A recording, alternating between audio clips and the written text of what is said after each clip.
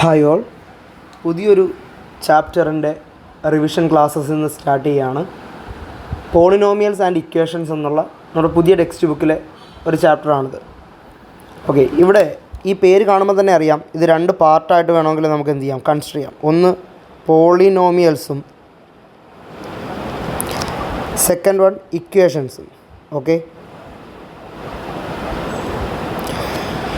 എന്താണ് polynomials? Polynomial നമ്മൾ 9ാം ക്ലാസ്സിൽ പഠിച്ചതാണ്, എങ്കിലും ഒന്ന് പറഞ്ഞേക്കാം. പോളിനോമിയൽ എന്ന് പറയുന്നത് ഒരു മാത്തമാറ്റിക്കൽ എക്സ്പ്രഷനാണ്. ഒരു മാത്തമാറ്റിക്കൽ എക്സ്പ്രഷൻ. ഈ എക്സ്പ്രഷനിൽ രണ്ട് തരത്തിലുള്ള ആൾക്കാരുണ്ടാവാം.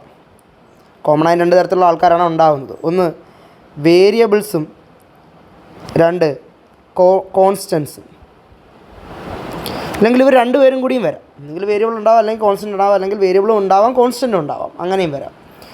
ഇപ്പോൾ ഒരു എക്സാമ്പിൾ പറയുകയാണെങ്കിൽ ശ്രദ്ധിക്കുക, 2x+1 ഇതൊരു പോളിനോമിയലാണ്. ഈ പോളിനോമിയലിൽ ഈ 2x എന്ന് പറയുന്ന ആ ഒരു ടേം വേരിയബിൾ ടേമാണ്. വേരിയബിൾ ടേം, അതെന്തുകൊണ്ട് വേരിയബിൾ ടേം ആകുന്നു എന്ന് ഞാൻ പറയാം. 1 എന്ന് പറയുന്നത് കോൺസ്റ്റൻ്റ് ടേമും. ഇനി എന്തുകൊണ്ടാണ് ഇവിടെ ഇയാൾ വേരിയബിൾ ടേം ആയത് എന്ന് നമുക്ക് ചെക്ക് ചെയ്യാം. ശ്രദ്ധിക്കുക. ഓക്കെ, നമ്മളത് ഇങ്ങോട്ട് എടുത്ത് എഴുതാണ്. 2x+1 2x എന്ന് പറയുന്നതാണ് വേരിയബിൾ ടേം. ഓക്കെ, അപ്പോൾ ഈ എക്സിന് പകരം ഞാൻ 1 കൊടുക്കുകയാണെങ്കിൽ 2x എങ്ങനെയാകും? 2 × 1 2 എന്നാകും. ശരിയല്ലേ? എക്സിന് പകരം 2 കൊടുത്താലോ 2 × 2 അവിടെ 4 എന്ന് വരും. എക്സിന് പകരം 3 കൊടുത്താലോ 2 × 3 അവിടെ 6 എന്ന് പറയും. അപ്പോൾ എക്സിന് 4 കൊടുത്താലോ 2 × 4 8 എന്ന് വരും. നോക്കൂ, ഈ 2x എന്ന് പറയുന്ന ആളുടെ വാല്യൂ നമ്മൾ എക്സിന് 1 2 3 കൊടുക്കുന്നതിനനുസരിച്ച് എന്ത് ചെയ്തുകൊണ്ടേയിരിക്കുകയാണ്? മാറിക്കൊണ്ടേയിരിക്കുകയാണ്. അങ്ങനെ വേരി ചെയ്യുന്ന ആൾക്കാരെയാണ് നമ്മൾ വേരിയബിൾ ടേം എന്ന് പറയുന്നത്. എന്നാൽ എക്സിന് എന്ത് കൊടുത്താലും അത് ആരെ അഫക്റ്റ് ചെയ്യുന്നില്ല? ഈ 1നെ അഫക്റ്റ് ചെയ്യുന്നില്ല. സോ 1 എന്ന് പറയുന്നത് എന്താണ്? കോൺസ്റ്റൻ്റ് ടേമാണ്. അപ്പോൾ ഒരു പോളിനോമിയലിലെ വേരിയബിൾ ടേം എന്താണെന്നും കോൺസ്റ്റൻ്റ് ടേം എന്താണെന്നും മനസ്സിലായല്ലോ. ഒരു വേരിയബിൾ ടേമും കോൺസ്റ്റൻ്റ് ടേമുമായിട്ടും വരാം. ചിലപ്പോൾ വേരിയബിൾ ടേം മാത്രം വരാം, ചിലപ്പോൾ കോൺസ്റ്റൻ്റ് ടേം മാത്രം വരാം, രണ്ടും ഒരുമിച്ചും വരാം. ഓക്കെ, ഇനി അടുത്തത് നമുക്ക് നോക്കാനുള്ളത് ഈ പോളിനോമിയലിനെ പറ്റി കുറച്ച് പറഞ്ഞിട്ട് ഞാൻ ഇക്വേഷൻസിനെ പറ്റി പറയാം. അതാണ് കുറച്ചും കൂടി ബെറ്റർ. പോളിനോമിയലിനെ പറ്റി കുറച്ച് പറയാം. അപ്പോൾ എന്താണ് ഇനി നമുക്ക് പറയാനുള്ളത്? എന്താണ് ഡിഗ്രി ഓഫ് എ പോളിനോമിയൽ എന്നുള്ളതാണ്. Okay, degree of a polynomial നോക്കാം. അടുത്ത നമ്മൾ പറയാൻ പോകുന്ന ടോപ്പിക്കാണ് degree of a polynomial. Okay, ഇപ്പോൾ ഞാൻ എക്സ് എന്ന് വെറുതെ എഴുതുകയാണെങ്കിൽ ഈ എക്സിൻ്റെ എക്സ്പോണൻ്റ് അല്ലെങ്കിൽ പവർ എത്രയാണ്? എക്സിൻ്റെ പവർ 1 ആണ്. ശരിയല്ലേ? x² എന്ന് എഴുതുകയാണെങ്കിൽ അവിടുത്തെ പവർ അല്ലെങ്കിൽ എക്സ്പോണൻ്റ് എന്ന് പറയുന്നത് ആരാണ്? പവർ എന്ന് പറയുന്നത് ആരാണ്? 2 ആണ്. x³ എന്ന് എഴുതുകയാണെങ്കിൽ അവിടുത്തെ പവർ ആരാണ്? 3 ആണ്. ഓക്കെ, ഈ കാര്യം അറിയാമെന്നുണ്ടെങ്കിൽ നമുക്ക് ഡിഗ്രി പെട്ടെന്ന് മനസ്സിലാക്കാനായിട്ട് പറ്റും. അപ്പോൾ നോക്കൂ, നമ്മൾ പഠിക്കാൻ പോകുന്നതാണ് ഡിഗ്രി ഓഫ് എ പോളിനോമിയൽ. ശ്രദ്ധിച്ചിരിക്കാം. ഓക്കെ, അപ്പോൾ ഇവിടെ ഞാനൊരു പോളിനോമിയൽ എഴുതുകയാണ്. 4x+2. ഓക്കെ, ഇതൊരു പോളിനോമിയലാണ് 4x+2. ഇതിൽ ഞാനിതിനെ റീറൈറ്റ് ചെയ്യുകയാണ്. 4x⁻1+2 എന്ന് എഴുതുകയാണ്. ശരിയല്ലേ? എക്സ് വെറുതെ എഴുതിയാൽ എക്സിന് പവർ ഉണ്ട്, എത്രയാണത്? 1 ആണ്. സോ ഇതിനെ എനിക്ക് പറയാം ഫസ്റ്റ് ഡിഗ്രി പോളിനോമിയൽ എന്ന്. First degree polynomial. ഓക്കെ, ഞാൻ അടുത്ത ഒരു പോളിനോമിയൽ എഴുതുകയാണ്. ശ്രദ്ധിക്കണേ. 2x² + 3x+5. ഓക്കെ, ഇവിടെ ഞാൻ റീറൈറ്റ് ചെയ്ത് എഴുതിയാൽ 2x² + 3x⁻1+5. ഓക്കെ, ഇവിടെ എക്സിൻ്റെ പവർ എത്രയാണ്? 2. ഇവിടെ എക്സിൻ്റെ പവർ എത്രയാണ്? 1. അപ്പോൾ ഇവിടുത്തെ പവേഴ്സ് 2ഉം 1ഉം ഒക്കെയാണ് എക്സിന് പവറായിട്ട് വന്നിരിക്കുന്നത്. അതിൽ ഏറ്റവും വലിയ പവർ ആരാ? 2 ആണ്. സോ ഇനി നമുക്ക് എന്ത് പറയാം? Second degree polynomial. ഓക്കെ, അടുത്തത് മറ്റൊരു എക്സാമ്പിളിലേക്ക് പോവുകയാണ് നമ്മൾ. 5x³ + 3x² - x - 1. ഓക്കെ, ഈ ഒരു പോളിനോമിയലിൽ ഇവിടുത്തെ എക്സിൻ്റെ പവർ എത്രയാണ്? 3 ആണ്. ഇവിടുത്തെ എക്സിൻ്റെ പവറോ 2 ആണ്. ഇവിടുത്തെ എക്സിൻ്റെ പവറോ 1 ആണ്. പിന്നെ എക്സ് ഇല്ലല്ലോ, ഇല്ല. ഇതിനകത്ത് ഏറ്റവും വലിയ പവർ ആരാ? 3 ആണ്. സോ നമുക്കിതിനെ എന്തെന്ന് വിളിക്കാം? Third degree polynomial. Polynomial. Okay, അപ്പോൾ ശ്രദ്ധിക്കുക, എന്താണ് നമുക്കിവിടെ മനസ്സിലായത്? ഈ വേരിയബിൾ ടേം ആരാണോ അത് എക്സ് തന്നെ വരണമെന്നൊന്നുമില്ല. വൈ വെച്ച് എഴുതാം, ഇസഡ് വെച്ച് എഴുതാം, നിങ്ങൾക്ക് വേണമെന്നുണ്ടെങ്കിൽ എന്താണ് എൻ വെച്ച് എഴുതാം. അതൊക്കെ നമ്മൾ ഈ ചാപ്റ്ററിനകത്ത് പലയിടത്തായിട്ട് കാണും. വേറുള്ള എന്താണ് ആൽഫബറ്റ് ഉപയോഗിച്ചുകൊണ്ട് പോളിനോമിയലിനെ റെപ്രസെൻറ്റ് ചെയ്യുന്നത് നമ്മളിവിടെ കാണുന്നുണ്ട്. ഓക്കെ, അത് വിട്ടേക്ക്. ഇപ്പോൾ തൽക്കാലം ഇവിടെ കൊടുത്തിരിക്കുന്നതിലെല്ലാം എക്സിൻ്റെ ഏറ്റവും വലിയ പവർ എന്താണോ ആ പവർ ആയിരിക്കും എന്തിനെ നിർണ്ണയിക്കുക? ആ പോളിനോമിയലിൻ്റെ ഡിഗ്രിയെ നിർണ്ണയിക്കുക. ഓക്കെ, അപ്പോൾ ഞാനിവിടെ ഒരു പോളിനോമിയൽ എഴുതുന്നു. നിങ്ങൾ എന്താണ് അതിൻ്റെ ഡിഗ്രി എന്നുള്ളത് മനസ്സിൽ കണ്ടു വെച്ചിരിക്കുക. ഞാനത് പറയുമ്പോൾ നിങ്ങൾക്ക് കിട്ടുന്ന ഉത്തരവും അതും സെയിം ആണോ എന്ന് ചെക്ക് ചെയ്യാൻ വേണ്ടിയിട്ടാണ്. Okay, 5x² plus 3x³ minus 4x⁴ plus 3x - 7. Okay, നിങ്ങളെല്ലാവരും ഈ ഒരു പോളിനോമിയലിൻ്റെ ഡിഗ്രി എന്താണ് എന്നുള്ളത് നിങ്ങളുടെ മനസ്സിലേക്കൊന്ന് കൊണ്ടുവന്നേ. എന്താണെന്നുള്ളത് നിങ്ങൾക്ക് എന്ത് തോന്നുന്നു ഇതിൻ്റെ ഡിഗ്രിയെ പറ്റി? എന്തായിരിക്കാം ഇതിൻ്റെ ഡിഗ്രി എന്നുള്ളതൊന്ന് മനസ്സിൽ വിചാരിക്കുക. ഞാനിപ്പോൾ പറയാൻ പോവുകയാണ്. ഓക്കെ, അപ്പോൾ നിങ്ങളെല്ലാവരും ഇതിൻ്റെ ഡിഗ്രി കണ്ടുപിടിച്ചു എന്ന് ഞാൻ വിശ്വസിക്കുന്നു. ഞാൻ പറയുന്നത് ഇതൊരു 4ാമത്തെ ഡിഗ്രി, 4th ഡിഗ്രി പോളിനോമിയലാണെന്ന്. ഇത് തന്നെയാണോ നിങ്ങൾക്ക് കിട്ടിയത്?